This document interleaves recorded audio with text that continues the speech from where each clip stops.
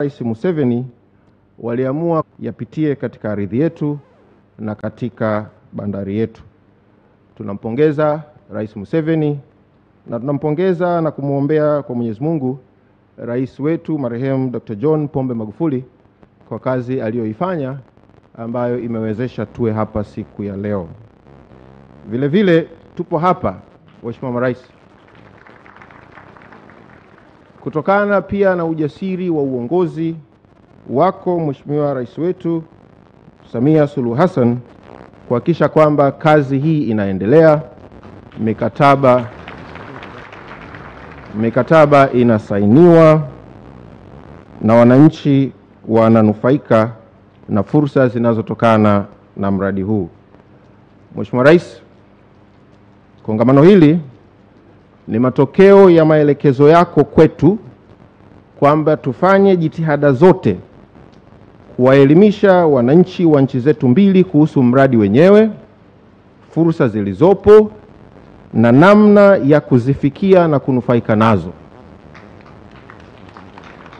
Pia Mheshimiwa Rais, ulituelekeza kwamba tuvitambue vikwazo vilivyopo katika kufikia na kunufaika na fursa hii. Tumeianza, mazungumzo yanaendelea vizuri na tutafika mahala ambapo ndani ya kipindi kifupi tutatoa taarifa kuhusu maendeleo ya kazi hiyo.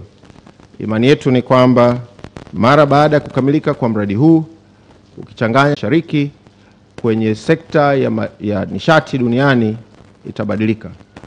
Jana tulizungumza Mheshimiwa Rais kwamba ukitazama ramani nchi zetu zimegawanywa kwa mipaka iliyochorwa, lakini ramani ya siku zijazo haitakuwa ya mipaka baina ya nchi, bali itakuwa ya mistari inayoziunganisha nchi, na mistari hiyo ni ya barabara, ya laini za umeme na kweli ya mabomba ya nishati. Kwa hiyo Mheshimiwa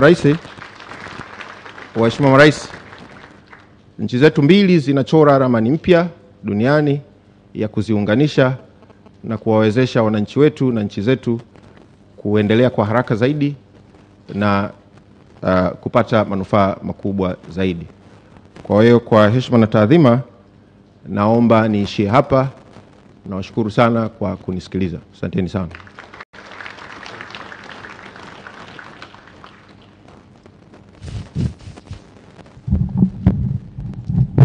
Asante sana Mheshimiwa Januari Makamba, Waziri wa Nishati. Naomba tumpigie makofi tena.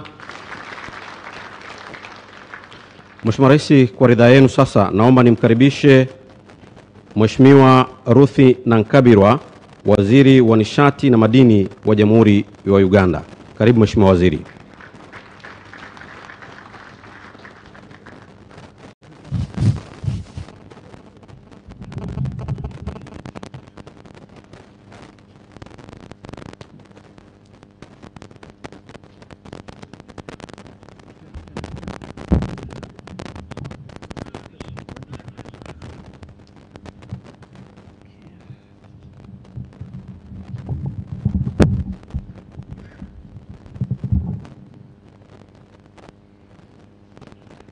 Your Excellency Samia Suluhu Hassan, the President of the United Republic of Tanzania, Your Excellency General Yoweri Kaguta Museveni, the President of the Republic of Uganda, Excellencies, my colleagues, ministers, distinguished members from the government of the Republic of Tanzania, the chief executives of oil companies, heads of government agencies, members of the private sector, ladies and gentlemen, good morning to you all. I will not endeavor to speak in Swahili for obvious reasons, coming from Uganda. Your Excellency, I would like to thank you so much for hosting us. And I want to thank you for the hospitality that we have enjoyed since we arrived in this beautiful country. Thank you so much. I am honored to address you this morning And I just want to inform you, Your Excellencies, that the symposium started yesterday and that we were able to take the private sector through the journey of commercialization of our petroleum. And I was so pleased to hear my colleague, Honorable January Mokamba, appreciating you, Your Excellency, President of Uganda, for the patience that you put in since the discovery, the strategic plan that you did to make sure that you build a human resource that will be able to put the eye on the ground so that the people of Uganda, the people of Tanzania benefit from this natural resource. Since yesterday, we had a panel of people from Uganda, the Petroleum Authority of Uganda, which is in charge of making sure that local content is followed. We have the permanent secretary from the Ministry of Energy. We have private sector foundation leaders from Uganda. They were able to appreciate the stage at which we are, especially where activities have started from the two sites. Tilenga, where they are constructing the central processing facility, which is going to process 190,000 barrels per day of crude oil. Kingfisher, which is expected to process 40,000 barrels per day. And all that is very important. The crude oil pipeline will see about 200,000 barrels every day coming to Tanzania. I want to take this opportunity to thank you, Your Excellency, the President of the Republic of Tanzania, that you have been following up and that you are ready with your legislation, the implementation legislation, which is very key, which investors have been waiting for so that we can see contracting in its true sense. I want to assure you that in Uganda, more specifically on Tuesday, we are going to conclude the East African Crude Oil Pipeline Bill through Parliament. That has been waited for. Your Excellencies, after that, we are going to see a lot of activities.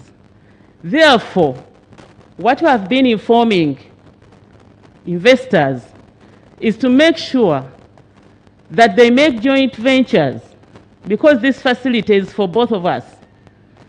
A Ugandan company here in Tanzania is not a foreign company. A Tanzanian company down in Uganda is not considered a foreign company. Both are local content companies. We need to help one another to build our capacities. So we are here using this symposium to interface, to network, and come up with a deal that will benefit the people of Uganda and the people of Tanzania. And that is what we are expecting. I want to thank the High Commissioners, one of Uganda to Tanzania, and Tanzania to Uganda, and the other sponsors who have been organizing and we've been able to come and interface. This is a very important symposium, and I wish to say that we need to organize many more. Otherwise, there are so many people who are expected to reap where they did not even sow. So our presidents have put in a lot of efforts. We should not let them down by not being prepared. What the gathering is waiting for, Your Excellencies, are the words of wisdom from both of you. The commitment, the assurances that the peace and security and stability of Tanzania and Uganda will continue. This is what the private sector would like to hear, so that they can invest in knowingly that they will not be interrupted.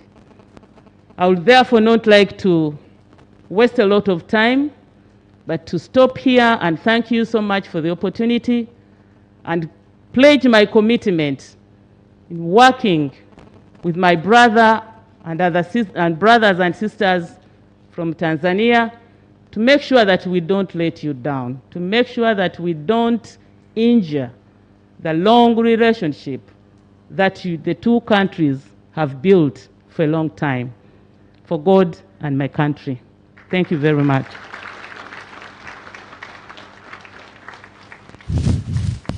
Asante sana Mheshimiwa Ruthi Nankabirwa, naomba tumpigie tena makofi.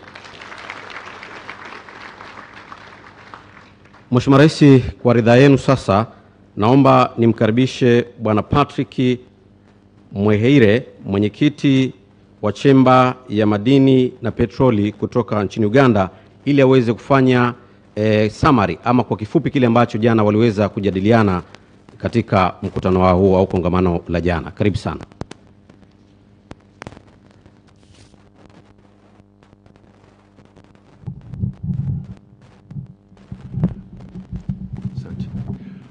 Your Excellency Samia Suluhu Hassan, the President of the United Republic of Tanzania, Your Excellency Yoweri Kaguta Museveni, President of the Republic of Uganda, Ministers, Permanent Secretaries, Ambassadors, distinguished guests, ladies and gentlemen.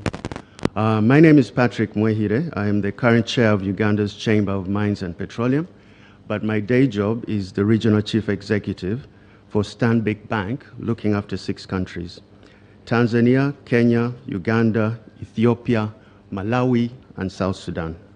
So I have a very regional perspective. First of all, I wanted to thank you both, Your Excellencies, for your leadership and clarity of the importance of regional cooperation. It inspires greatly when the executive branch, such as yourself, shows the foresight and vision and paves the way for the private sector to grow. And indeed, in our oil and gas deliberations, we had lots to be thankful for. You delivered the legal and regulatory framework for this to happen. You signed a number of landmark agreements, HGA, tariff and transportation agreement, land acquisition. You could go on and on. But it's clear that your determination and clarity on the bigger picture got us this far. 2 sovereign nations negotiating such complex issues in a new industry brings a lot of complexities. Over the years, Your Excellency, I have been involved in several companies negotiating to merge or acquire stakes in each other. And it's taken months and years and frustrations and lots of meetings to get some of those transactions done. And most cases, a lot of these, what I would call experienced business professionals, struggle as they approach negotiations as a zero-sum game. You win, I lose, which is completely unuseful. I think you took a massive and very brave approach, that this was not a zero-sum game, it was a win-win, and that's how we ended up here. You saw what $30 billion of investment would do for the region. Now that you've given me a few minutes, allow me to update you on our deliberations over the last day or so. There were key challenges that came up. There are 3 main ones. One was financing, both the depth of it and the size of it. Banks in both countries, if we were asked to commit to one transaction, would only be able to raise about $1 billion of financing. And the ask in this sector for now is $30 billion. So you can see there's a huge gap. So we challenged ourselves, if we're limited to our balance sheet capacities, what can we do with the little that we have? Can we be a little bit more innovative and smarter in how we use the money that we have? And I'll share a little bit more of that later. The second challenge that we faced was clearly the local enterprises' skill gap, information asymmetry, and lack of market access. So in many cases, they do not have the information to be successful. It's clear that our enterprises lack the survivability, and this complex is going to get harder. So how do we bring the standards of our local enterprises up? We shared a number of examples, like for example in Uganda, where we launched a Stanbic incubator that has trained 2,000 SMEs over the last 3 years. And we have real testimonies, Your Excellencies, that if you point out the gaps and help and put out a lending hand to help, these SMEs listen. And the 3-month, one is right and one is wrong. But the challenge is that if we're looking for seamless or borderless investment, which you both mentioned in your remarks last evening, We will need your guidance and leadership on this, particularly in this 3-year window when we are trying to allow for symbiotic transfer of skills and capital across our countries. Could you take a 3-year window where some of these barriers could be lifted to allow these East African businesses to integrate and ultimately build on our trade? Because it does take time to change laws, and we acknowledge that. But we have a 3 to 5 year window to absorb this $30 billion of investment. So we not have a lot of time. For the larger ticket items like E-Corp, refinery, we acknowledge the need for external capital. And we know there's no shortage of capital in the world, given the low interest rate environment that we've been in since the crisis of 2008. Quantitative easing has created such massive liquidity in the Western world. And with interest rates at close to zero, pensioners who are living way into their 90s are worried about their livelihoods. So how can we boost those monthly pension checks in the West while we get them to fund our growth? We do have incredibly attractive investment opportunities. The Ugandan refinery was showing 17% after-tax USD return. There is a small, I wouldn't call it small, there's a fund in California, it's called the California Teachers Pension Fund. They are sitting on $444 billion worth of assets. If we're able to convince them even just to move 1% of that, or $4 billion to East Africa, it would be a game changer. And that's 4 times X of what the banks are able to do. The reality is we're at a crossroads where we're investing significantly. In Uganda's case, we're investing 50% of GDP, 15 billion out of the 30 billion in the 3 years. So it is unrealistic to expect that we can self-fund that. I will say that in order to attract this capital, there are some structural problems on both sides that we need to fix. I could spend half an hour talking about those problems, but I would say just 2 things. On the Western side, I think there's a whole misconception about real versus perceived risks. They, I think, put such a huge risk premium on Africa, which is not warranted. I would argue that investing in Venezuela is 10 times riskier than investing in Tanzania. But they don't view it that way because of the proximity and the history that they've worked together. On our end, they've often argued that we don't have the depth or the market size. I think you've solved the market size. I mean, a $30 billion opportunity is large in any measure. But we need to start working on the depth and open those channels of communications. We need to get the context and talk to our stories, to the SMEs. How can we help them reduce the red tape? On that, we agreed that now we should start having both the contractor, such as a Total, in the same room with a smaller enterprise. And we negotiate how to de-risk the risk of the smaller enterprise. And there are many, many innovative ways you can do that, using escrow accounts where we see the contract money before you pay the SME, and just bring the risk down to the larger enterprise and allow the SME to do business at a much lower interest rate. We need to be more flexible. We need to come up with products that are more localized, that do not require security. We have listened and we've committed to put our best foot forward.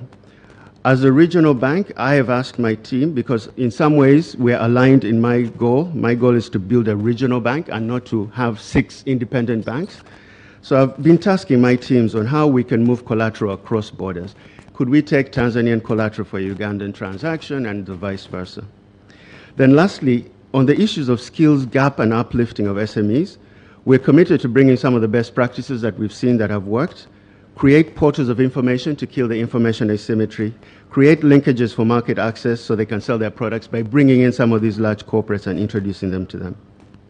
Only when we support the lifelines of these SMEs, which create 70% of jobs in our region, can we see a real trickle-down effect on impact and change. You ring-fence services, but now we need to capacity build so that we match those services to ensure that we extract a minimum of 30% of the spend, which is about 30 billion, over the next 3 to 5 years.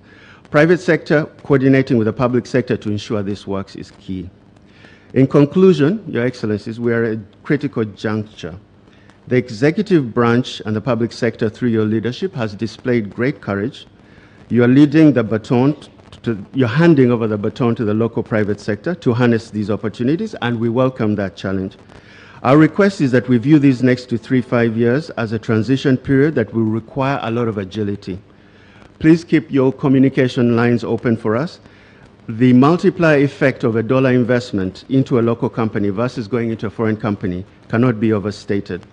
Let's keep this as our true north theme and work tirelessly to make our local institutions scale and build sustainability. Thank you so much for all you've done so far, and we're committed to do the rest. Thank you for listening.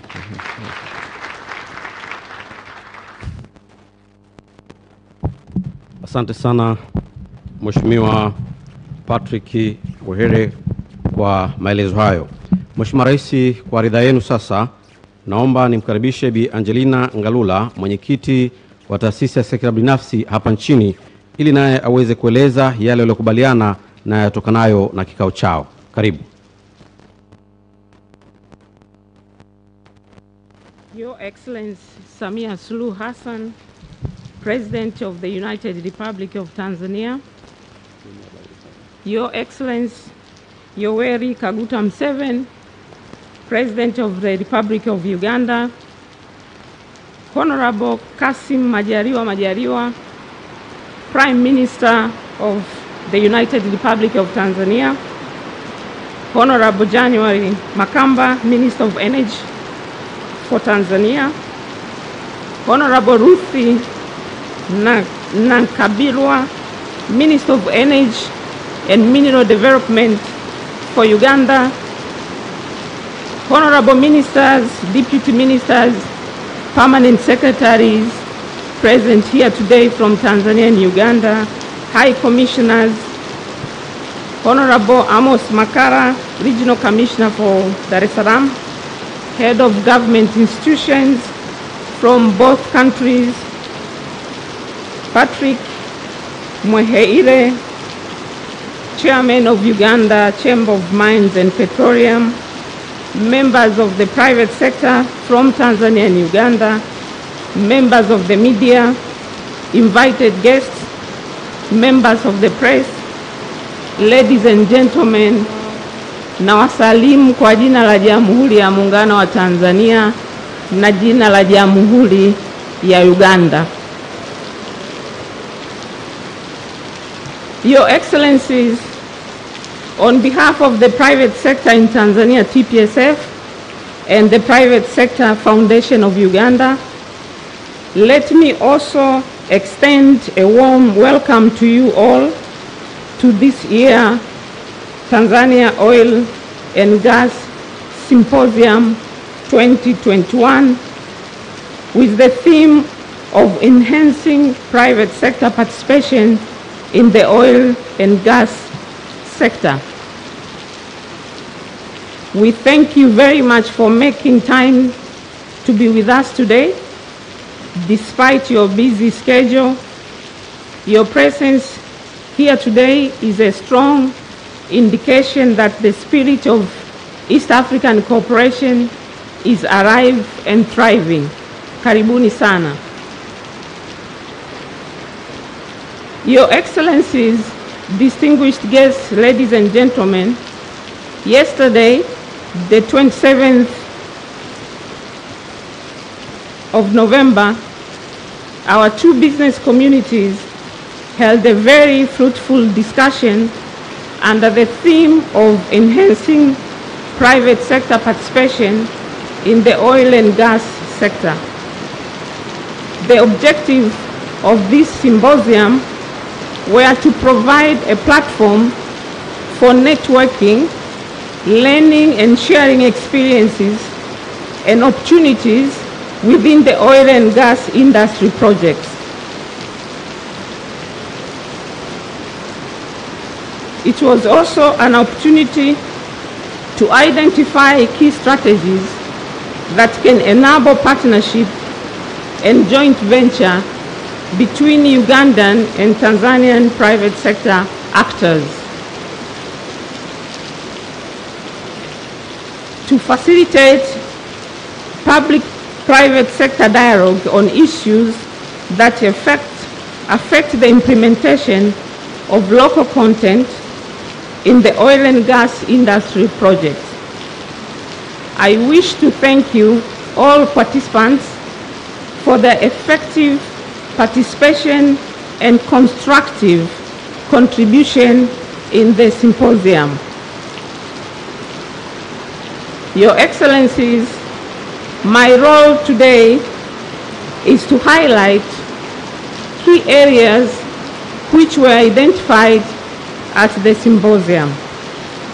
Please allow me to mention 8 key areas of focus as the outcome of yesterday's symposium.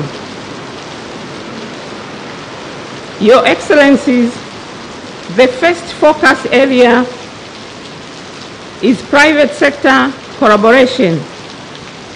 The private sector collaboration is key to reap the benefits of this project.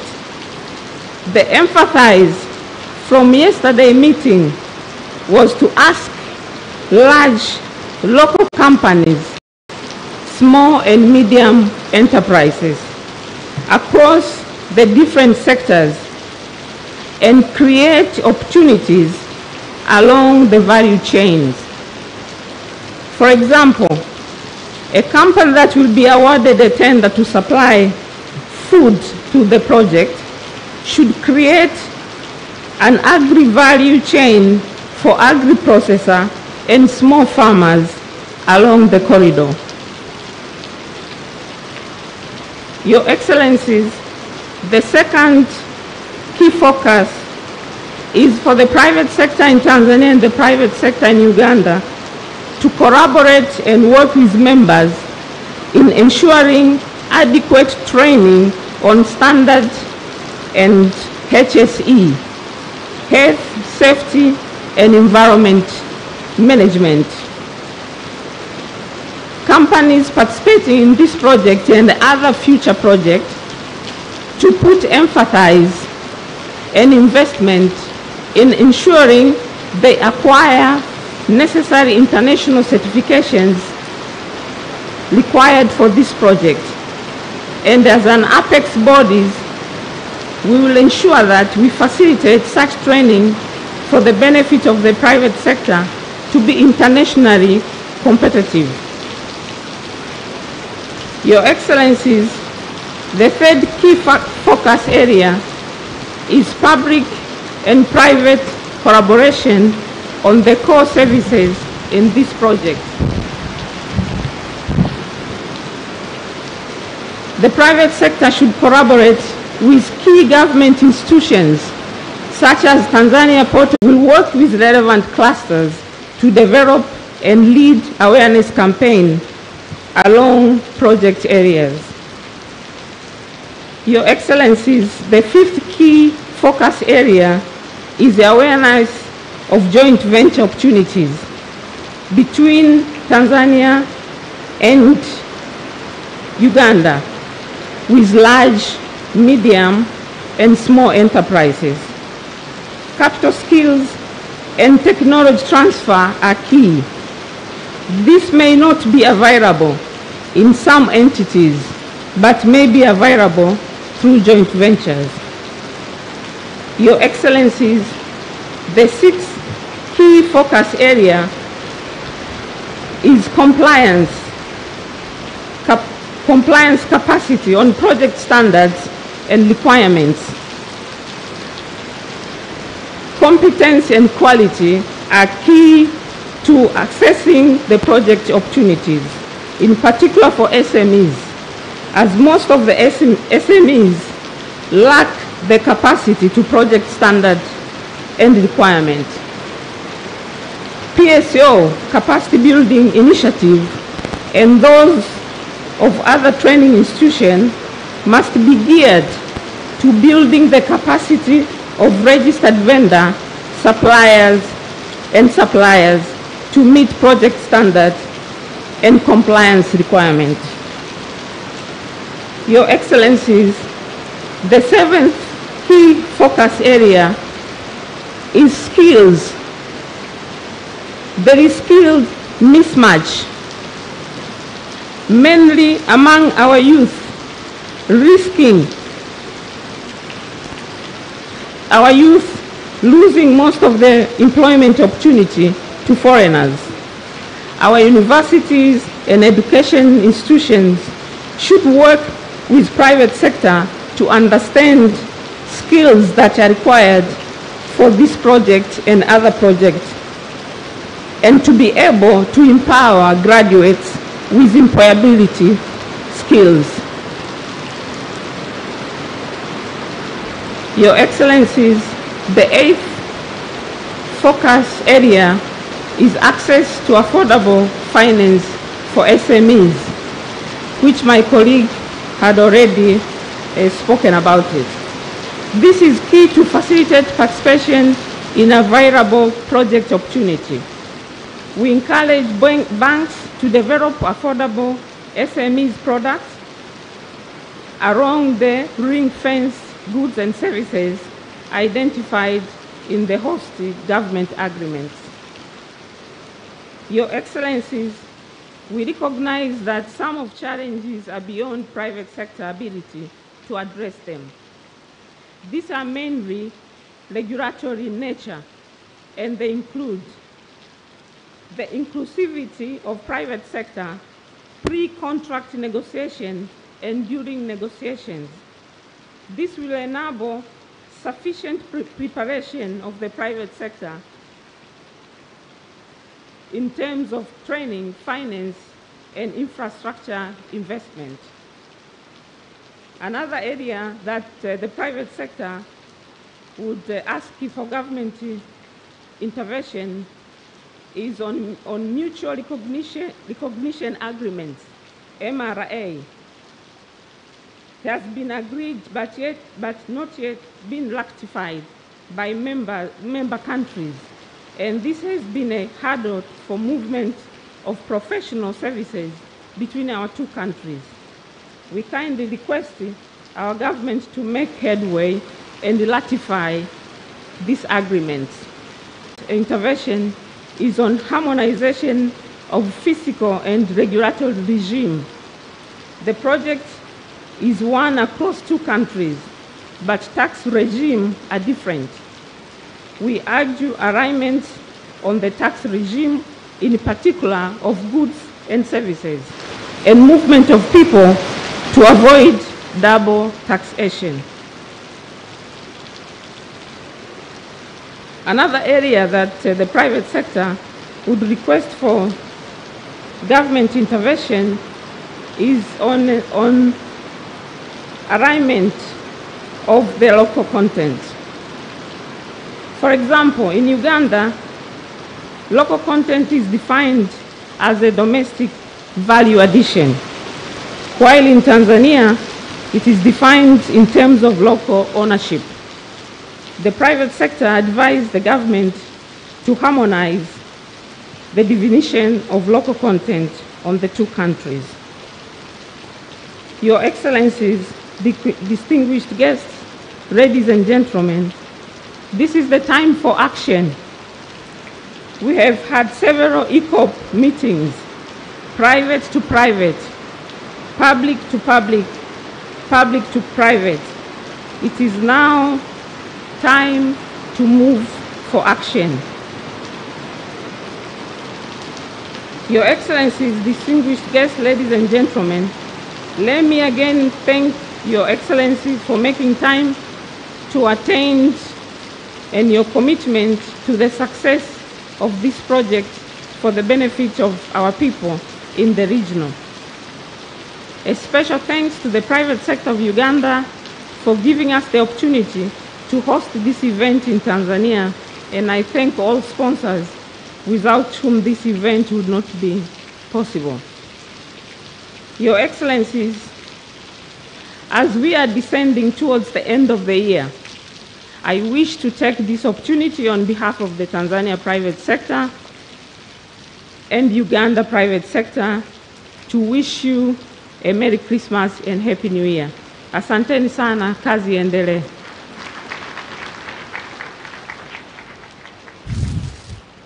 Asante sana, naomba tumpigie makofi mengine mwenyekiti wa sekta binafsi hapa nchini Bi Angelina kwa maelezo hayo.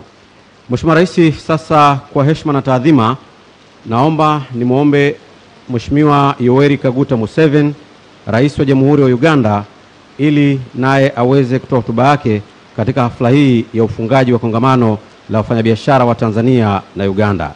Mheshimiwa Rais, nakuomba tafadhali uelekee katika eneo la kuzungumza. Asante.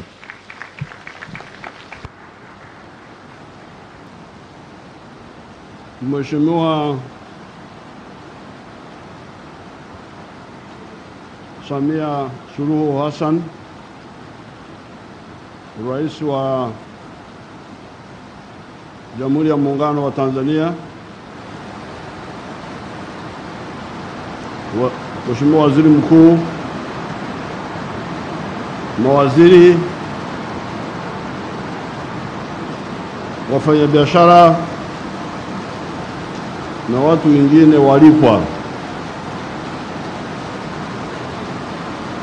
When I was told that I was going to speak to business people, I prepared a speech for business.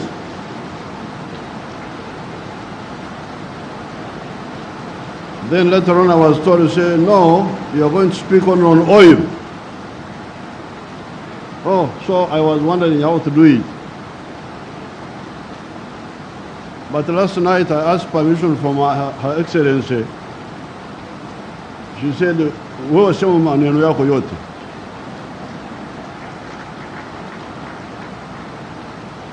Kwa hiyo namshukuru. But now, my decision to prepare a comprehensive talk has been strengthened by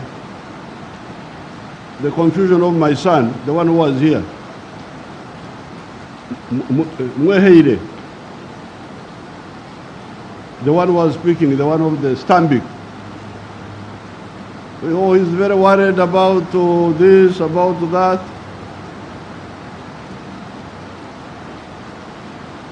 And I know why he's worried. Because his bank is always confusing.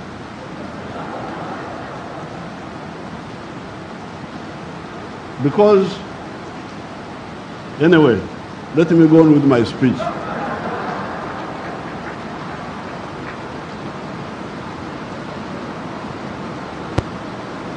Your Excellency, the challenge before Africa today is an old one. It is the challenge that has faced man for the last 4.5 million years, since man evolved from the lower primates to the Homo sapiens sapiens species with a superior brain, walking on 2 legs, and with a hand that can hold tools and do work. Since that time, man has been oppressed by the 2 phenomena: oppression by nature and oppression by fellow man. The latter phenomenon included oppression in the form of slavery, feudalism, colonialism, dictatorships, etc.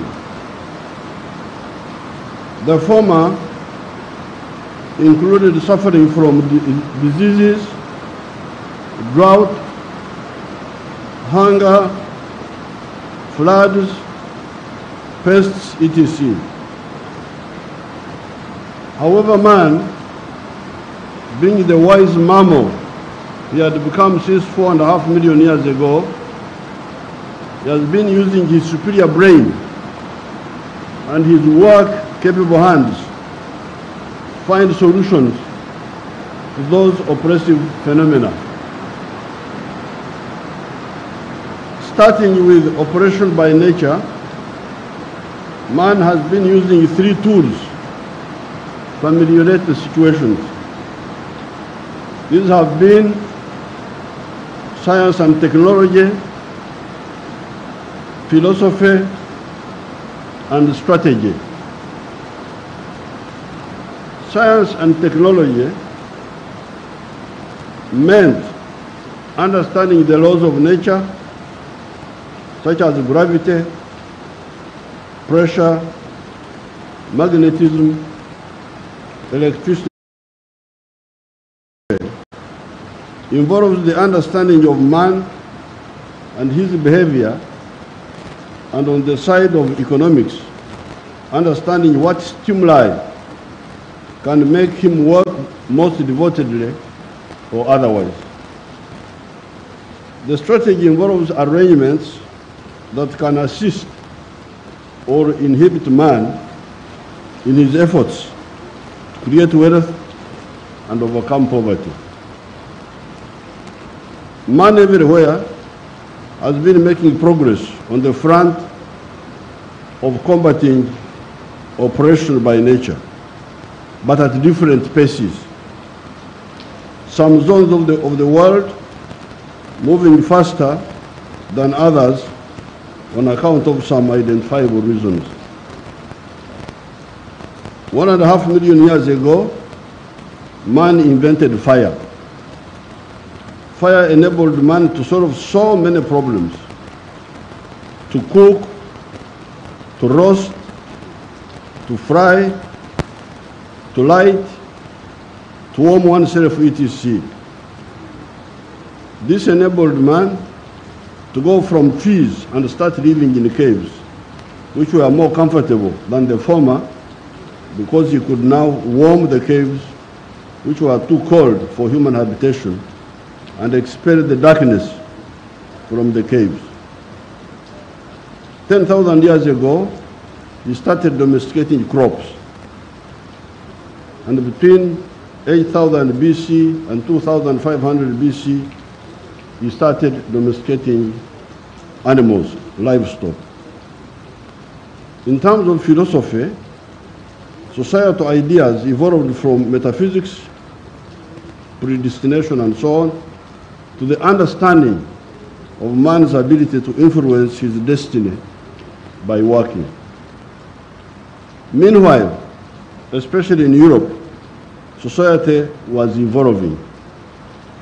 As Karl Marx pointed out, by the time he wrote in 1848, society had gone through 4 social systems of the primitive society, the slave state, feudalism, and capitalism, and was at that time entering the era of socialism and communism. The best crucible of understanding this phenomena of social evolution is the onset of the French Revolution in 1789. By this time, France, and maybe other parts of Europe, was a 4-class society, which were the feudalists or the aristocrats that lived on rent from land, the peasants that were serfs on the land owned by the feudalists and had to surrender a part of their harvest to the landlords, the new class of the middle class, the bourgeoisie, and that's what Mohiri should understand. I didn't know that it's God who told me to write this way. That lived on profits, the difference between the cost of inputs and the production of a good or a service and the price of the final product. These were manufacturers, traders, service providers, etc. And also the new class of the working class, the proletariat, who no longer owned anything except their labor, which they sold to the bourgeoisie in return for wages. This is how you, the businessmen, come on the scene. You are a historical phenomenon.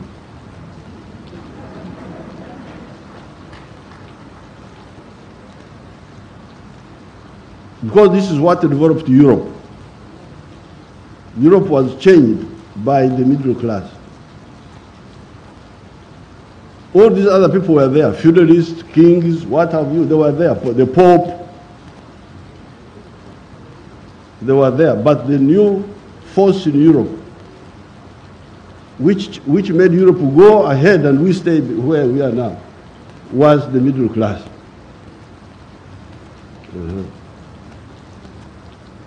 And that's what That's why I was very happy. Oh, let me talk to the middle class. I was very happy.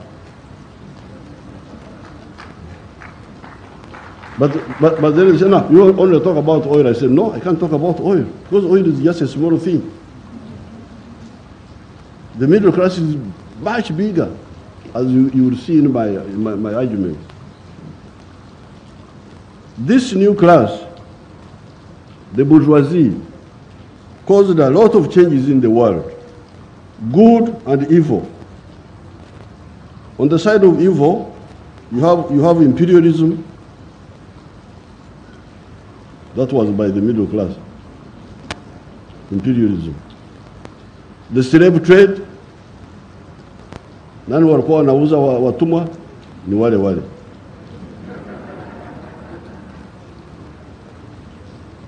Which was part of what they call primitive accumulation of capital. Genocide, etc. However, on the positive side, the middle class, being interested in profits, apart from looking for raw materials, they also needed markets. Markets. Middle class, markets. When you produce, where do you sell? This is the biggest problem of the middle class in Africa. How can you produce if you are not sure of the market?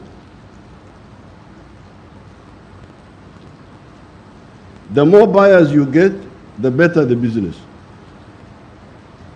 That is how the bourgeoisie in France propelled the anti-feudal.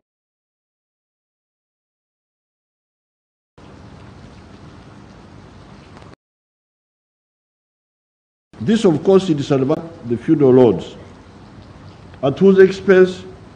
The answer is at the expense of the bourgeoisie, the middle class, and the French people in general, because those taxes made goods more expensive, slowed down the rate of growth of the companies, which affected their ability to create jobs, and also slowed down the rate of growth of those companies in expanding the tax base.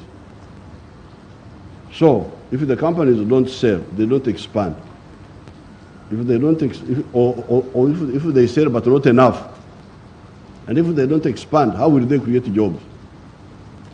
And if they don't create jobs, then where will the government get taxes? Because the government must get taxes to people who are working. When it came to the fragmented Germanic populations of what became Germany later, and the Latin populations of what became Italy later, because by this time there was no united Germany. There was no united Italy. And I want to show you the role of the middle class.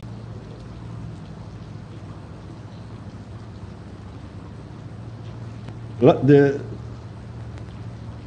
fragmented Germanic populations of what became Germany later, and the Latin populations of what became Italy later, you see again the role of the business interests working for the integration of those peoples and countries. It is the middle classes who worked for the unity of these countries, to unify those countries. That's why I was very happy to talk to you. Not just about oil and these small things. In the case of Germany, it had the big farmers known as the Junkers. It's written Junkers, but it's pronounced as the Junkers.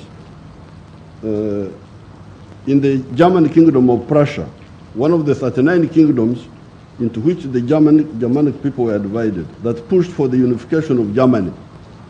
By 1870, Germany was divided into 39 kingdoms. It is the business classes who said, we want to unite this market, who caused the unity of Germany.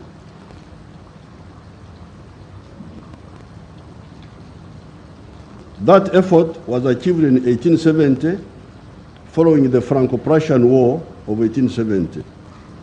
The unification of Italy was not one country until 1860, following efforts by people like Henry Cavour of Piedmont and Garibaldi. Earlier, in 1776, the British American colonies, again led by business interests, had liberated themselves from the rule of the British King George III. Their slogan, when they poured British tea in the sea at Boston, was "No taxation without representation." Again, a middle-class demand. The leaders of this movement, George Washington and others, correctly decided to unite the 13 British colonies of New Hampshire, Massachusetts, Rhode Island, New Jersey, Connecticut, Delaware, Maryland, etc., into the nucleus of the United States. This one you say today, the one which people are worshiping now instead of worshiping God. They're worshiping the United States. That by 1945 had become the most powerful country in the world. This country, USA, was created long after our countries over here. Uganda, Buganda, Bunyoro, Rwanda, Mirambo, the chiefdoms of Karagwe, much older than the US. But now the US is much stronger. Why? Because it was started on new ideas of partly the middle class, the business class.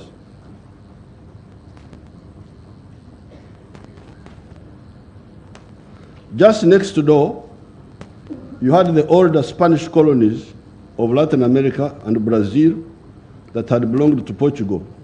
Instead of uniting, their leaders preferred balkanization, remaining fragmented. Today, with the help of television, you can see the different products of the two laboratories of history, one in North America and one in South America. In North America, you have power and prosperity. There are other internal challenges notwithstanding. In Latin America, you have weakness, poverty, insecurity, and desperation. You saw those people walking to the US. You have seen them on TV, those Latin American countries.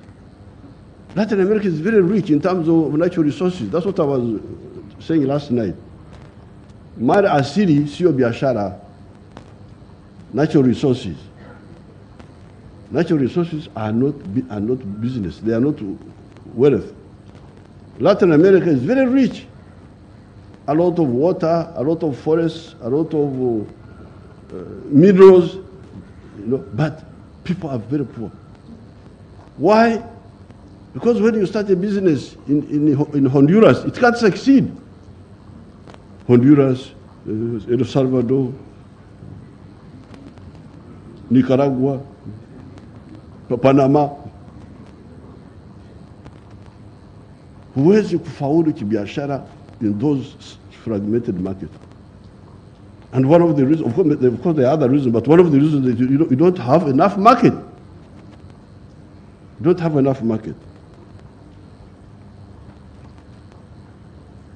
In North America, you have power and prosperity. There are other internal challenges notwithstanding. In Latin America, you have weakness, poverty, insecurity, and desperation.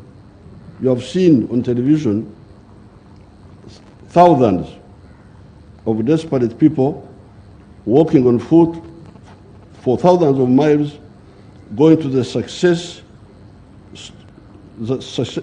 story of history, the USA, from the failed experiment of history of Latin America. The laboratories, the two laboratories are there. One laboratory, the US. The other one, Latin America. When it therefore comes to Africa, particularly East Africa, we cannot say that we are short of examples of what needs to be done in the last 500 years of the long human history.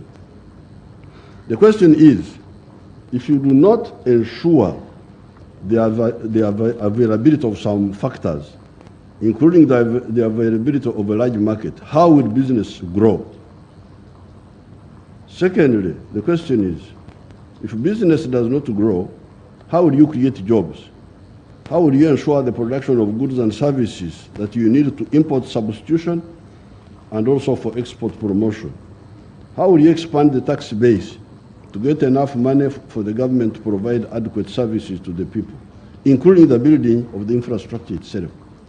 How will you solve this? If business doesn't grow, how will you solve all those problems? By 1986, when the NRM took power after an armed conflict of 20 years, 1966 to 86, the economy of Uganda had collapsed and had been totally informalized. Colonialism and the immediate post-colonial years had seen the emergence of a small enclave, that's Ironeno, enclave economy. That's what we were using in the university in the 1960s. By that time, we had diagnosed this problem. And that's what Muhiri is talking about. He's talking about an enclave economy. Enclave economy of modernity, a small island of modernity, surrounded by a sea of backwardness. The writers of that time were describing that small economy as the economy of the 3 C's and 3 T's. The three C's were cotton, coffee, and copper. That was Uganda in the 1940s, 50s, and so on. 3 C's: coffee, cotton, copper. And 3 T's: tobacco, tea, and tourism. That's how they were describing our small island of mambo ya kisasa imezungukwa na hali ya duni. Villagers without income, without what? Wamezunguka katika island katika ziwa ka modernity. Electricity, simu, some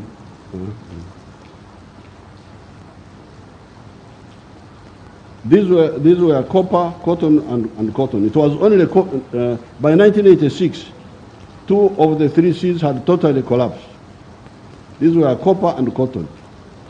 It was only coffee that was still limping on with the export of 2 million bags per annum of 60 kilograms each. Except for tobacco, the other 2 T's had either disappeared completely, e.g. tourism, or shrunk greatly, e.g. tea, which had gone from 23 million kilograms to only 3 million. The word enclave means island, and the enclave economy therefore means an island of modernity surrounded by a sea of backwardness, e.g. peasants only working for the stomach, that some people call subsistence farming. The good luck for Uganda was that what became the NRM party was initially a student movement in the 1960s, some of them active here in Uganda. Tissue.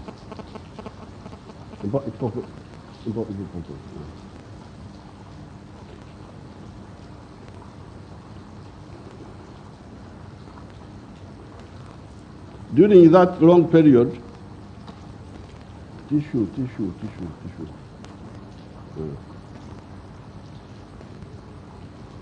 During that long period, we had time to study and also see in practice the impacts of efforts.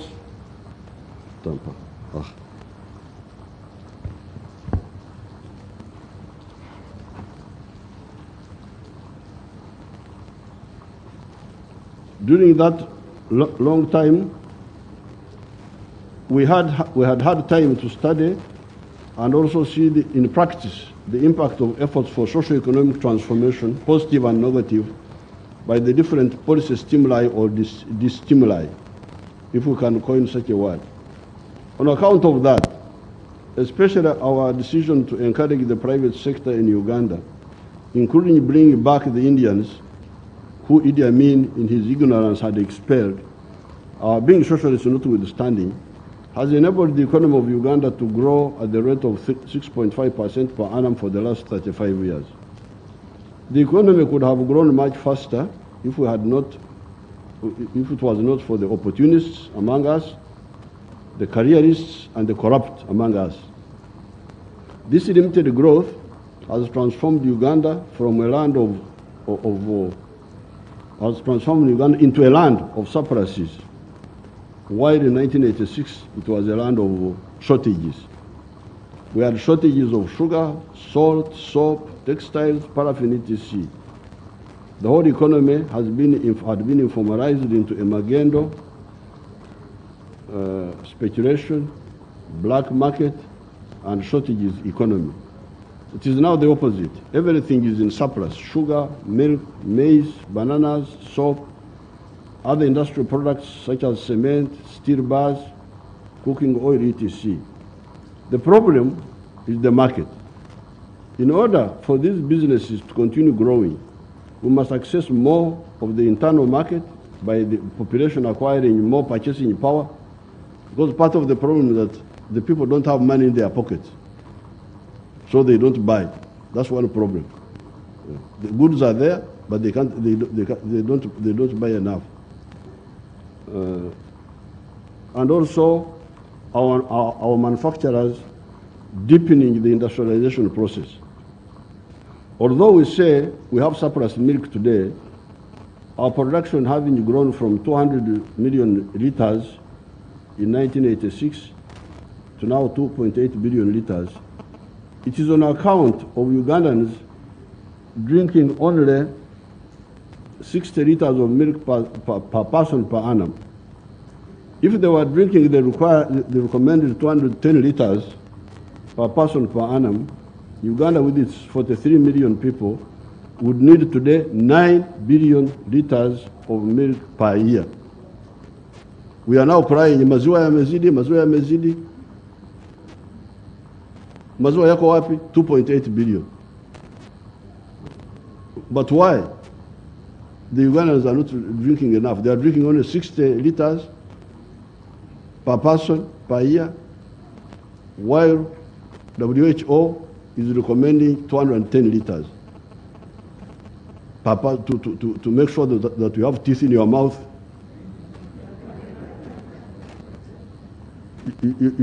Your bones don't break.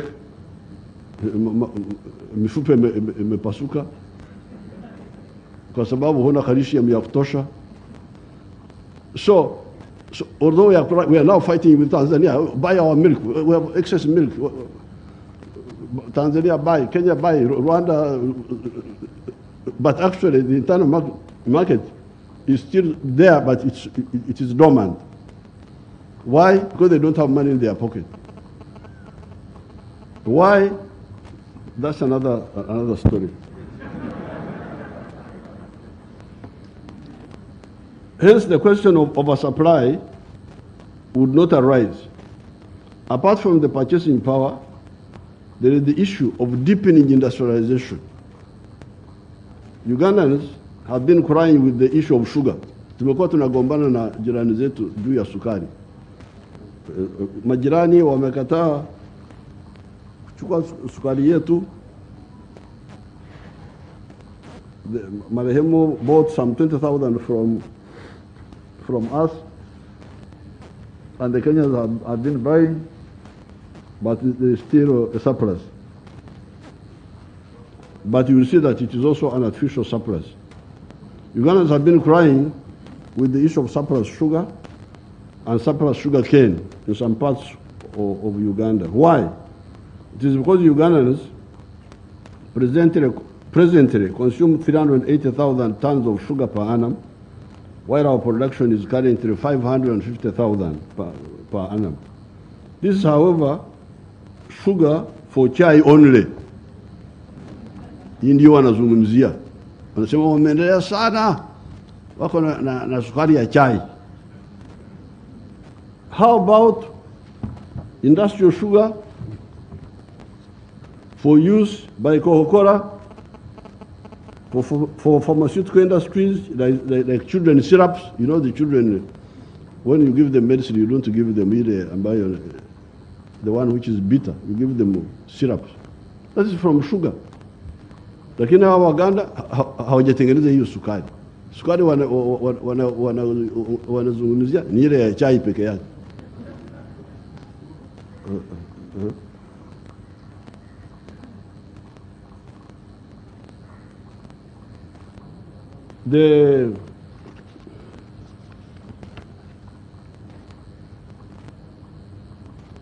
How about industrial sugar for use by Coca-Cola and for pharmaceutical industries? That was none of the business of either either the planners in the Ministry of Finance. Our planners also, sijui hapa Tanzania, lakini kule kwetu, these planners in the ministries, that was none of the business of either the planners in the Ministry of Finance and Planning, and also unplanning. I think they should also add the word. They should add the Ministry of Finance and Planning and unplanning. That would be more accurate. Because if you are planning, why don't you see this? Kama sukari ya chai imeongezeka, na pale jirani kuna kiwanda cha Coca-Cola which is importing industrial sugar. Why don't you plan? Say, and you don't have, the government doesn't have to do it. You just get a private sector person, you support him, and he does what you want. So that's simple. So so that's why I want to be more realistic and talk of Ministry of Finance and Planning and unplanning. Or even the business sector of Uganda. Consequently, while crying about surplus sugar, Uganda alone was importing 90,000 tons of industrial sugar. Hapa tunasema sukari imezidi. Upande ule, we are importing 90,000 tons of industrial sugar. In order to make 90,000 tons of industrial sugar, you need to refine 100,000 tons. Now, I don't know how much industrial sugar East Africa imports per annum. So, if Uganda, who have now some surplus sugar, go into industrial sugar, they will supply the Uganda market, but also maybe the East African market also. Then there is the region. So first of all, the internal market, strengthening it by more purchasing power, but also the deepening the industrialization. Then there is the regional market and the continental market. This is where you come in, you the business people.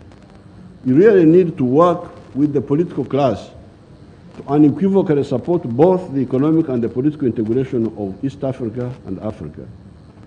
Since 1963, I've been a follower of Mwalimu Julius Nyerere on the issue of the political federation of East Africa.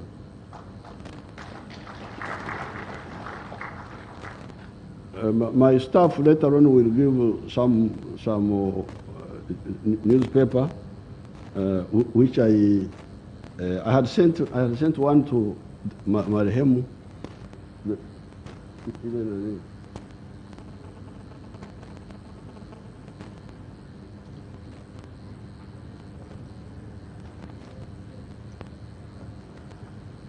This was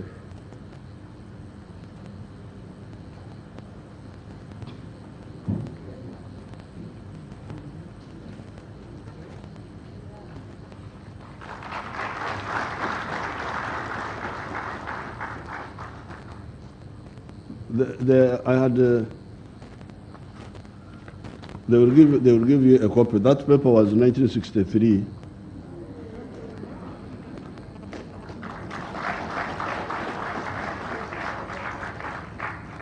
On the 5th of June, 1963, and you will see it. A federated East Africa would create a united market for the businesses of 200 million people, who will be 401 million by 2050, according to the UN. The political federation would also make it easier to handle issues of insecurity, such as the insecurity in Eastern Congo, Somalia, Mozambique, which affects even the countries that are stable, because we have not and we cannot build walls between these sister countries. Moreover, East Africa is quite homogeneous around the language of Swahili, on top of the shared heritage of the Bantu, Nilotics, Nilo-Hamitic, and Cushitic peoples of this area.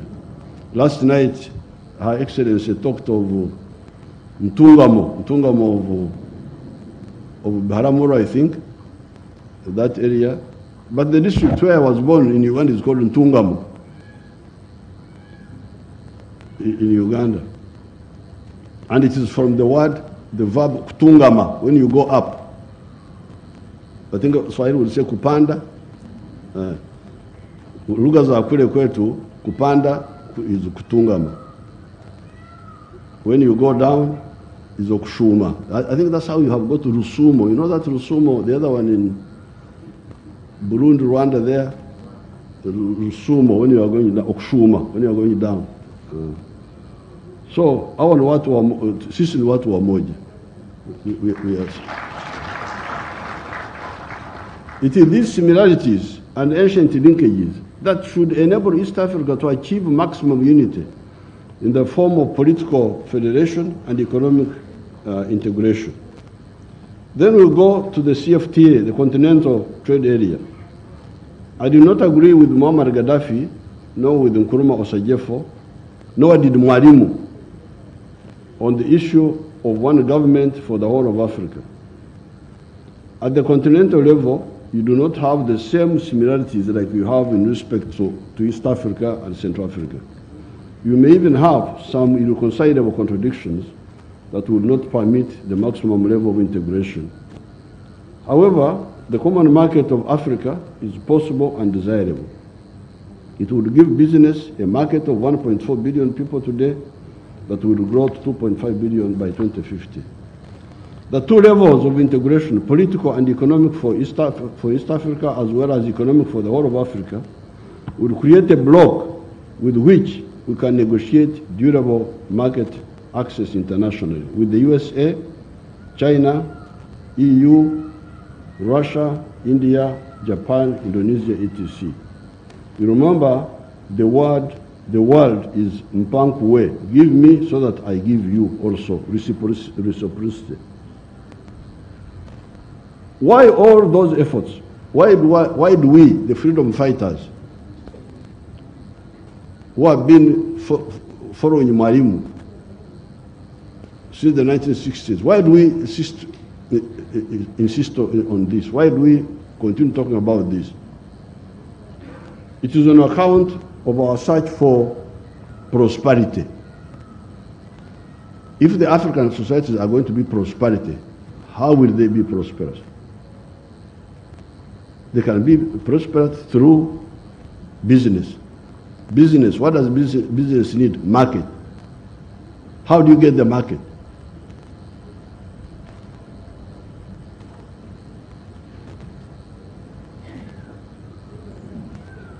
Create jobs, produce goods and services, a bigger government revenue, tax base,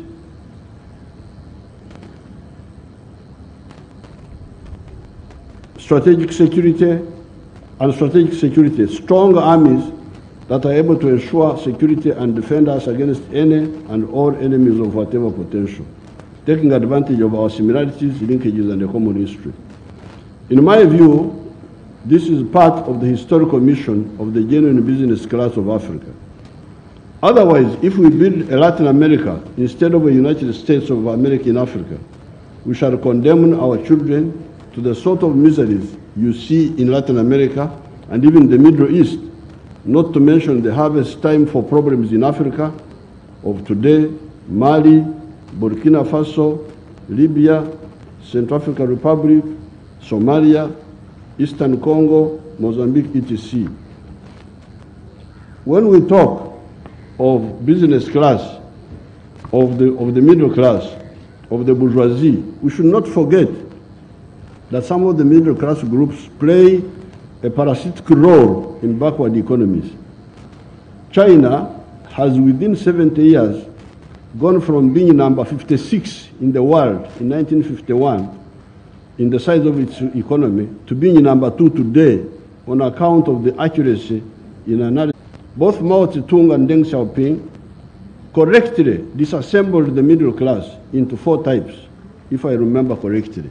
When you say wafanyabiashara, hao wafanyabiashara ni wa aina gani? Kwa sababu wafanyabiashara wengine ni wazuri kwa afya ya economy ya uchumi wa nchi, wengine ni wabaya. These were the national bourgeoisie, the comprador bourgeoisie, the petty bourgeoisie, and the bureaucratic bourgeoisie. Of all these, the positive bourgeoisie were the national bourgeoisie, that part of the middle class that works to retain blood in Uganda and also to get blood from other countries, legitimately and equitably, to strengthen our economy. These are commercial farmers, manufacturers, service providers for activities that either substitute imports or promote exports. The bad elements are the comprador bourgeoisie, those who work for foreign interests in our economies in lines of business such as Ugandans could take up. These are mainly importers, commission agents, etc. A commission agent iko hapa kuuza bidhaa za wengine. How will he help our economy? The other dangerous group are the bureaucratic bourgeoisie, e.g. the civil servants. These are divorced from production, but are paid by the government and never bother to find out how the government gets the money, nor do they care about the rest of the citizens since they are paid whatever happens. The middle class we need are the national bourgeoisie, the commercial farmers, the manufacturers for imports and import substitution, export promotion, and service providers that either save or earn foreign exchange. Coming to the East African oil pipeline and the business opportunities it offers, I first declare that I have never been intoxicated by oil. Uganda discovered petroleum in 2006. It is now 15 years, but the oil has not been pumped out of the ground. Yet the economy of Uganda is growing. Japan is the 3rd richest country in the world, but it has no oil, no minerals, and no agriculture. It relies on the brains and the skills of its people. So is South Korea and even China. This is not to say that the oil of this region is not important. Oil has been important and will continue to be important.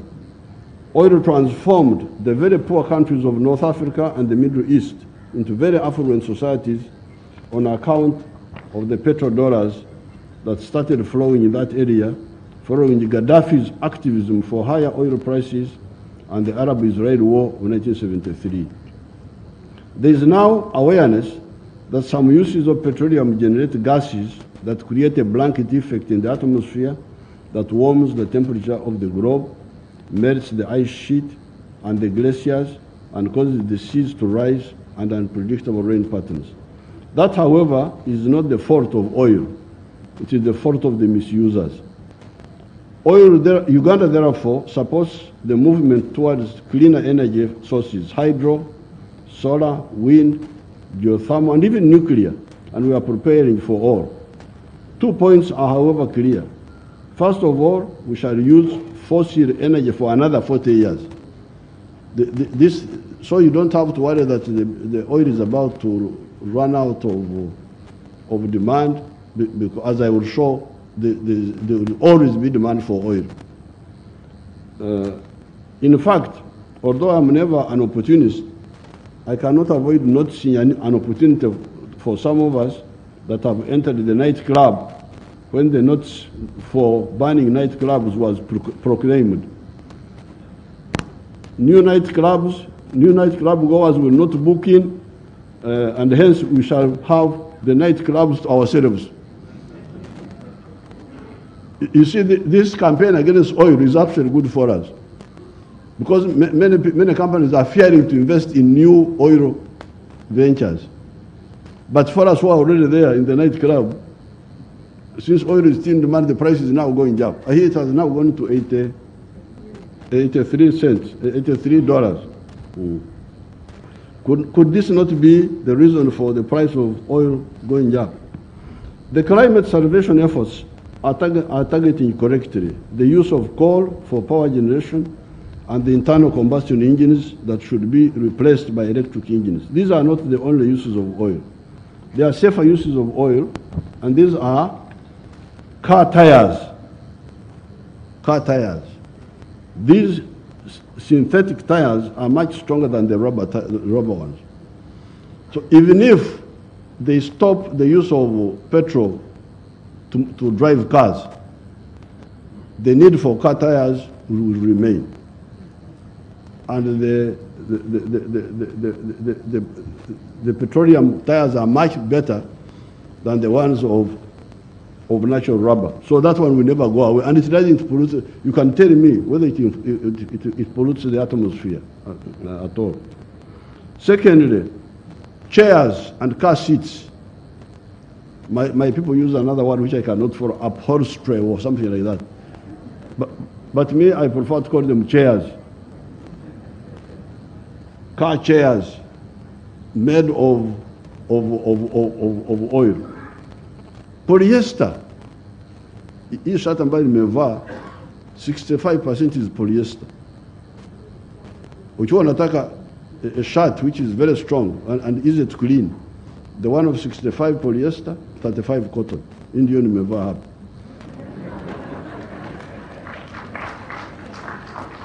So the demand for polyester will not go away and should not go away, and it's not a problem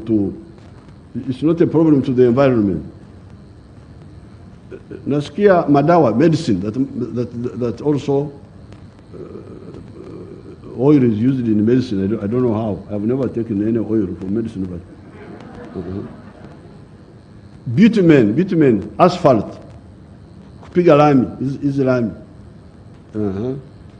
Cosmetics, detergents, packages, kufunga vitu.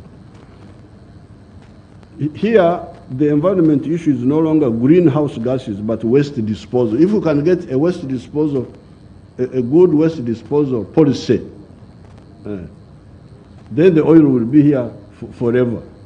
We shall stop using it to drive cars, because that's a bad use. But it will be used forever for all these purposes. Here, the environment issue is no longer greenhouse gases, but waste disposal. Can we not perpetually recycle some of those for reuse? That we go on recycling them? They can answer that.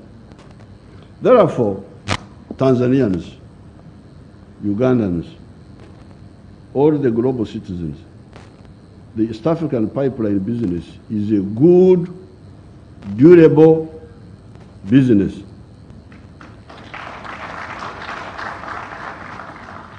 It will create jobs during construction. Last night at yesterday in the press conference, we saw that the pipeline would take $1.3 billion, but 600 million of that is for the construction. And then the other 270 something is on the factory which they will put in Igunga to heat the sections and so on. And then internal transport. So almost 900 million will be spent, mainly in Tanzania actually, because the portion of Uganda is small. But I don't mind, because many of my relatives are in Tanzania, so.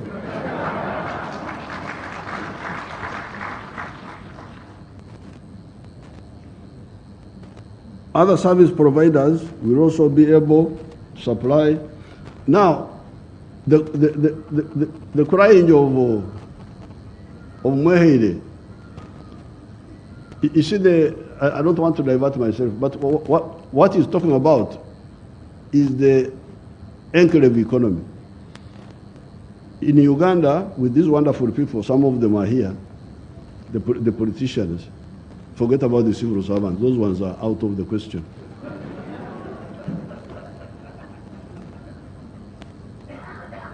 Kwa sababu hawajasikia, do you call it injili, the gospel? Hawa watumishi wa serikali hawajasikia injili ya ukombozi. So I don't even quarrel with them because they are not part of me. Watu nagombana nao ni wanasiasa wenzangu who are part of the movement, who should have known. Because you see, like for instance, until 7 years ago, 68% of the homesteads in Uganda were in what they were calling subsistence economy. Uchumi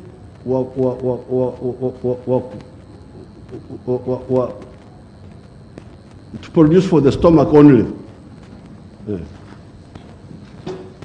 Uchumi wa kuzalisha mali ya tumbo peke yake. Minister, what? They have got 68% of their people. Wanatumikia tumbo peke yake.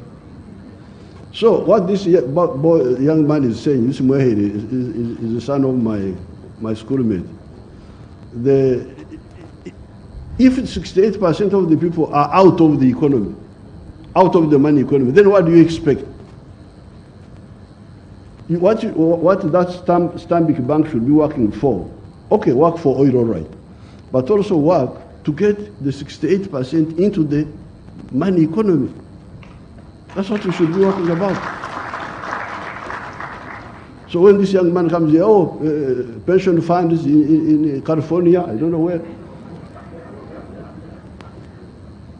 Now, because of my struggle with these people, I had to involve the army. The army, chukua mbegu kwa wale watu ambao wamelala, waanze kulima kahawa.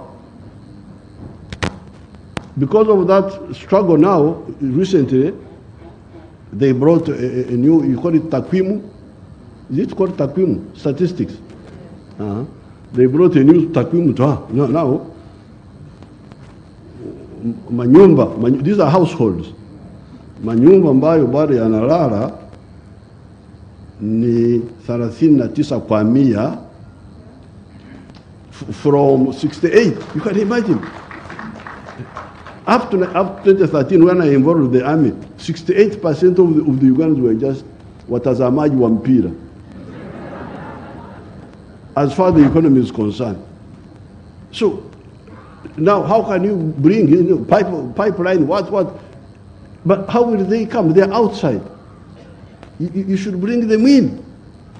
That's why I had to involve the army to kuchukua mbegu ya kahawa, ya matunda. We called it Operation Wealth Creation. That's how we were able to bring the watazamaji from 68% to now 39%.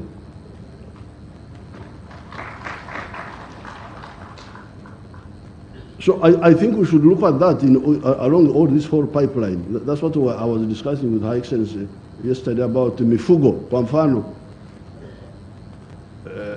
Because 1986, our Uganda walikuwa wana kampani yao ya taifa ya maziwa. Walikuwa wananunua unga ya maziwa kutoka Denmark. Wanaleta unga ya maziwa, kufika pale Kampala, wanaweka maji ya Victoria, wanapaka chapa, Uganda Dairy Corporation. The only Ugandan thing there was maji.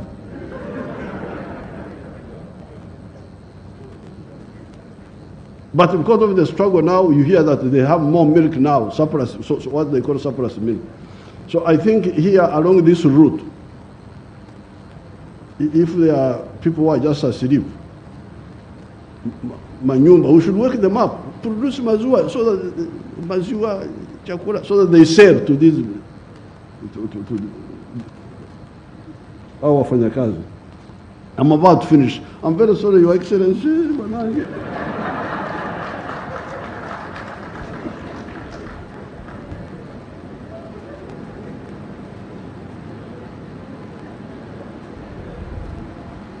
Unlike Japan or Korea or other service providers, will also be able to supply those who work in the oil sector, e.g. hotels, transport, food supply, etc.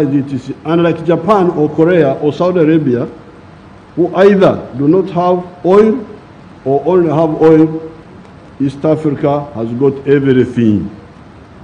Agriculture, minerals, forests, oil, gas, etc. Once the environmental concerns are addressed, the sky is the limit. I thank everybody for giving me the opportunity to put forward a long-held Pan-African view. Thank you so much.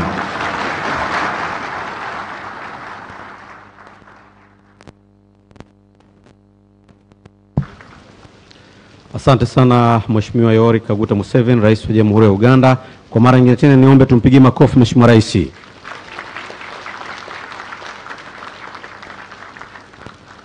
Kwa heshima na taadhima, sasa ni kuombe Mheshimiwa Samia Suluhu Hassan, Rais wa Jamhuri ya Muungano wa Tanzania, ili nawe uweze kuzungumza na hadhira hii ambapo ndio tutakuwa nahitimisha ratiba yetu kwa siku ya leo. Ni kuombe Mheshimiwa Rais, tafadhali.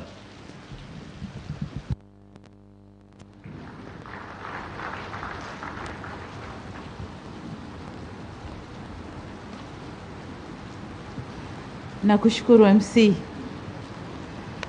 Ndugu zangu washiriki, baada ya lecture ile ya General Museveni, nadhani nitasema kipi kipya, lakini kwa sababu nimeitwa ngoja niongee. Mheshimiwa General Yoweri Museveni, yesterday you were my brother, today you are a general.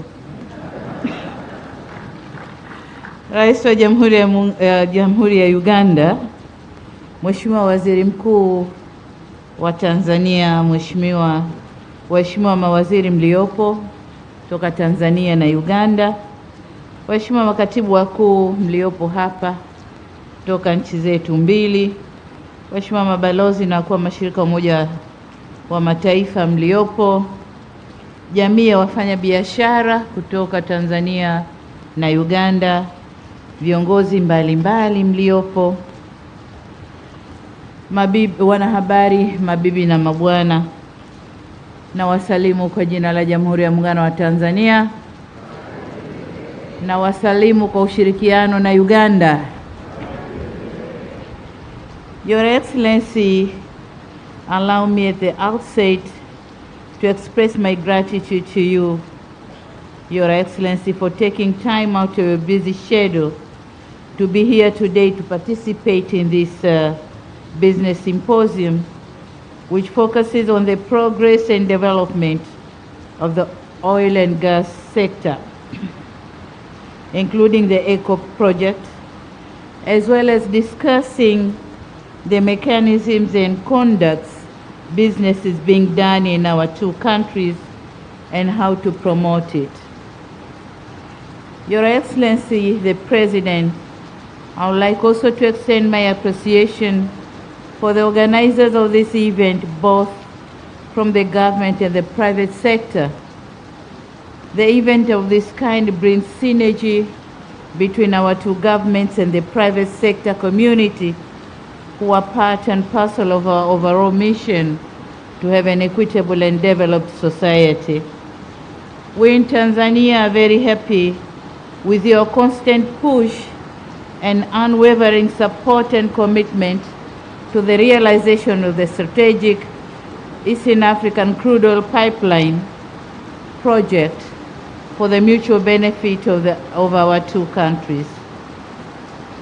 Your Excellency, as you are aware that over the years our countries have enjoyed excellent bilateral relations that have enabled close cooperation in various bilateral interventions, our relationships and cooperation have remained even stronger during this challenging period of COVID-19 pandemic. Your presence here today displays a gesture of overcoming the impossibilities towards realization of socio-economic development in our two countries.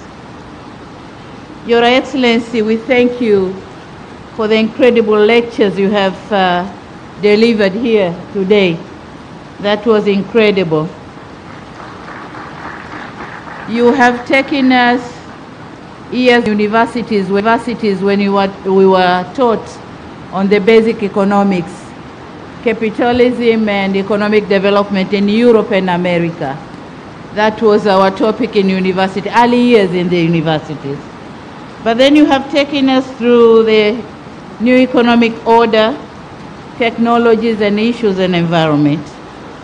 So we thank you very much for that incredible lecture. Your Excellency the President, let me also thank you for the progress that we have achieved towards implementation of the ECO project since your last visit here in Dar es Salaam, and that was May 20th this year. A number of key milestones have been achieved toward the implementation of the project. Since then, we have received stronger support from the Ugandan government to implement key issues that underpin the development of the project. I was curiously listening to the presentations of what was discussed yesterday, and I'm happy to note that our experts have agreed to explore more areas of cooperation in the sector. ECO project will mean less if other areas of mutual cooperation are not exhausted for mutual interest. So we are very happy, and I heard my Minister for Energy talking about the gas pipeline to Uganda, but also the LNG project here in Tanzania, which is going to add value to the ECO project. So thank you, the symposium members, for your meaningful discussions. I also wish to note that delegates were acquainted with the opportunities this project presents in both countries. Therefore, it is my humble request to all delegates from the private sector to see those opportunities for the benefits of our country. It is your time, and I report it is your time. You must be up for the opportunities. Our two governments are doing everything possible to make sure private sector and local communities benefits from presence of the ECO project and other projects as I have mentioned them. Mheshimiwa Rais, katika kukuza ushirikiano katika sekta ya mafuta na gesi, napenda kuwaarifu na kuwafahamisha wawekezaji na wafanyabiashara hususan Uganda kwa Wizara ya Viwanda na Biashara kupitia Taasisi ya Utafiti na Maendeleo ya Viwanda TIRDO ina uwezo wa kutoa huduma mbalimbali za kibobezi ikiwemo kufanya ukaguzi katika vifaa, bomba ya kuhifadhi na kusafirishia mafuta na gesi kwa kutumia non-destructive test, yani NDT, na inayoharibu destructive test.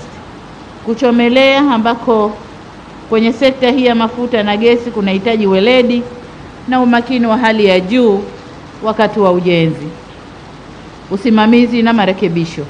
Nimefahamishwa kuwa usafirishaji wa mafuta yaliyochakatwa katika mabomba yanayopita kutoka nchi moja kwenda nchi nyingine yatahitaji kukidhi vigezo na viwango maalum, ambapo serikali imeiwezesha TIRDO kuwa na vigezo hivyo.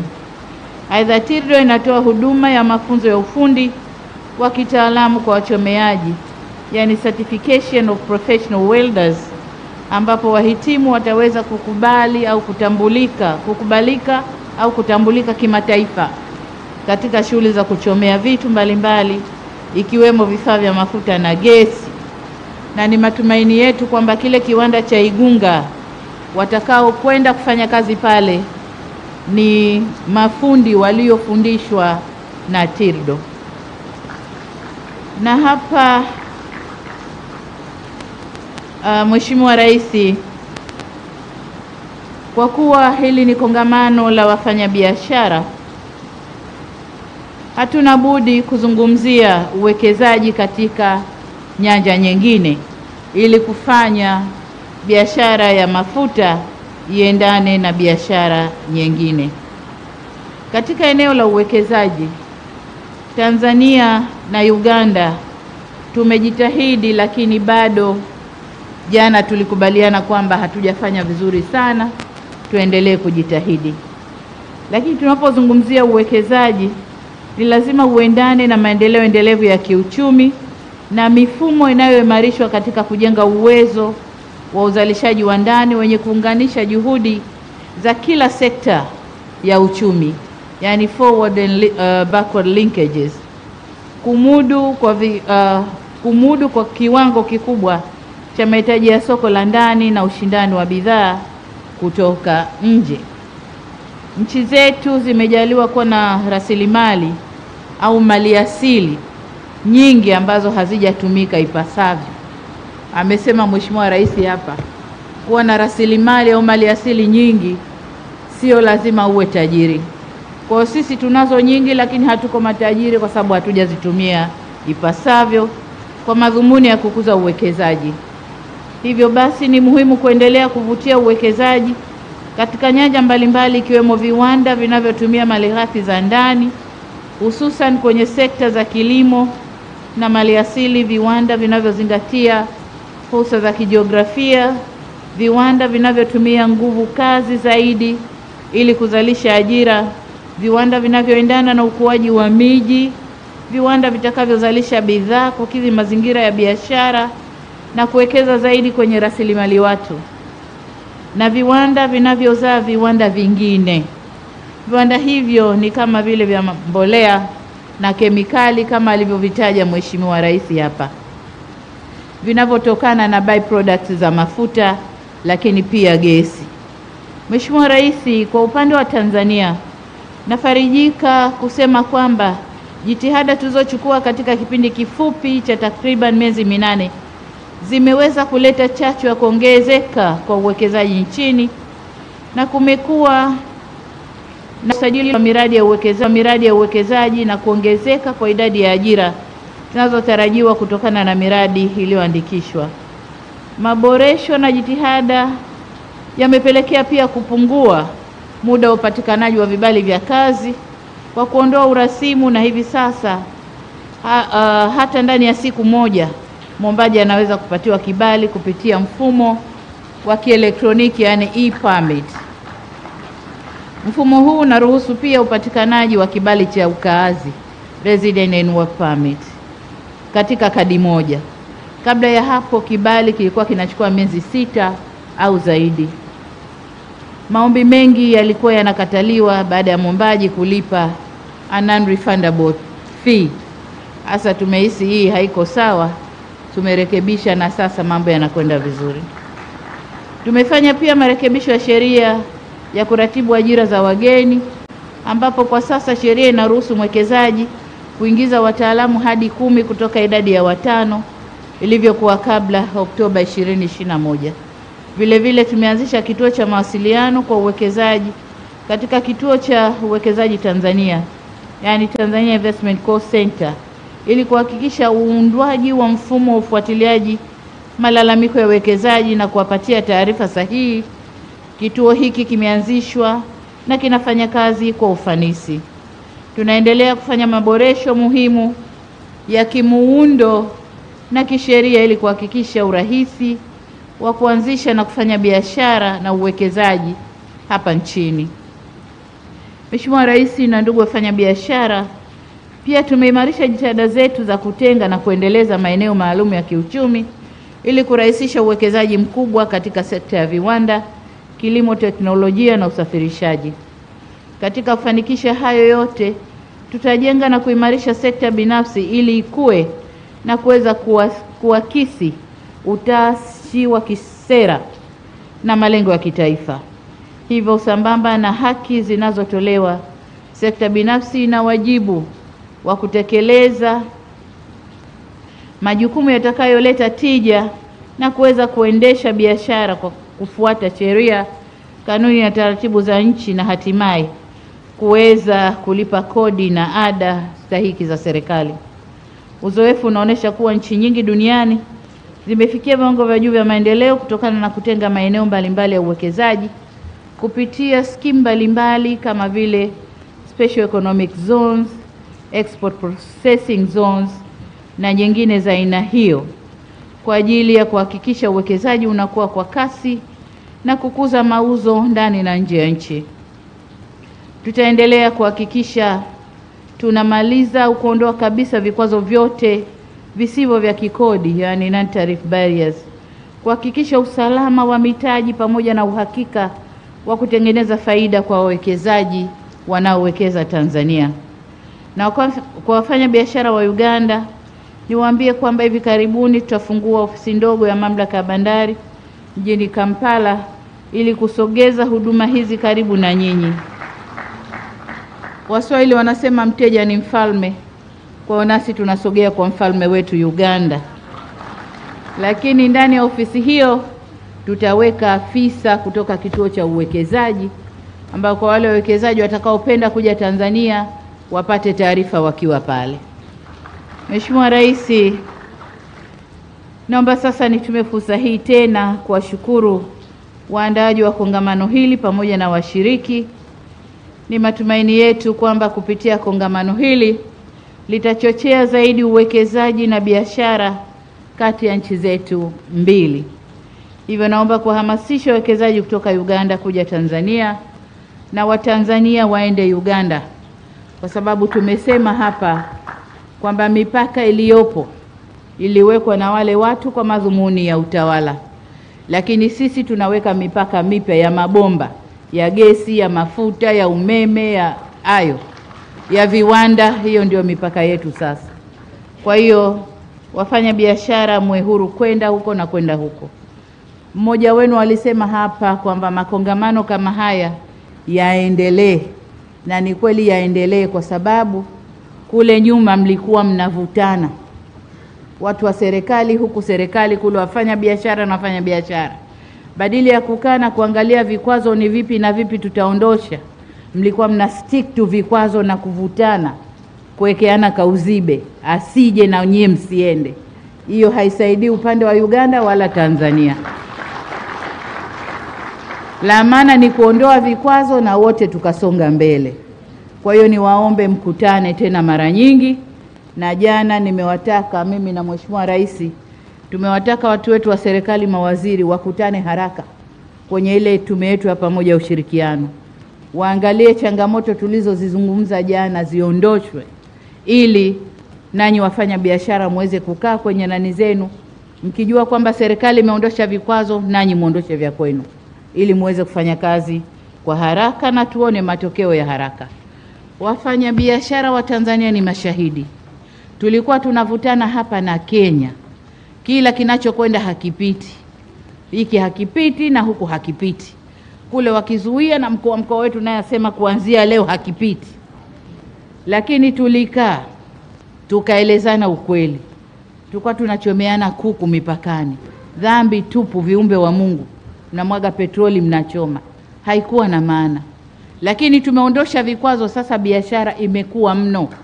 Ukiangalia figa za biashara Kenya na Tanzania imekuwa mno.